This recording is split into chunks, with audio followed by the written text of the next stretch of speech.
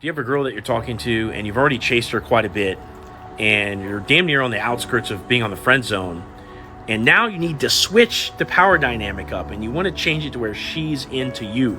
Watch this video. I'm going to help you achieve that. So by now you've proven to yourself through your own actions that if you chase the girl, it's never going to work out. She's already probably, being vague about being able to meet up, and she's probably not giving you as much attention. She's probably, saying things like, oh, you're such a good friend, or she's calling you like bruh and stuff like that. It's not in the space where you want it to be, and you got to do something differently now.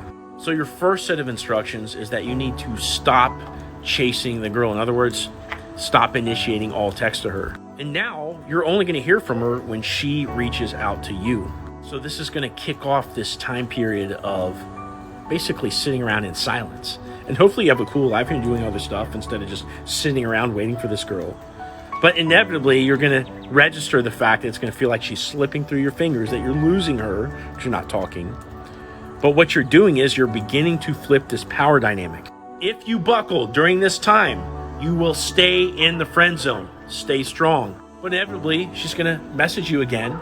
And this is the beginning of her being the one to start to text first. When she messages you, you need to use less effort in that conversation than what she's using to contact you with.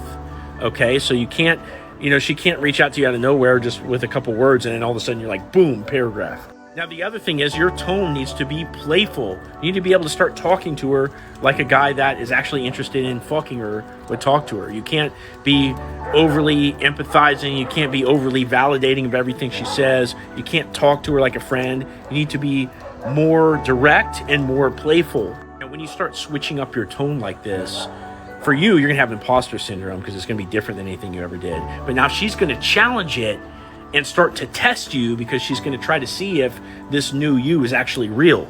If you backtrack on any of the things that you said in playfulness, you will stay in the friend zone forever.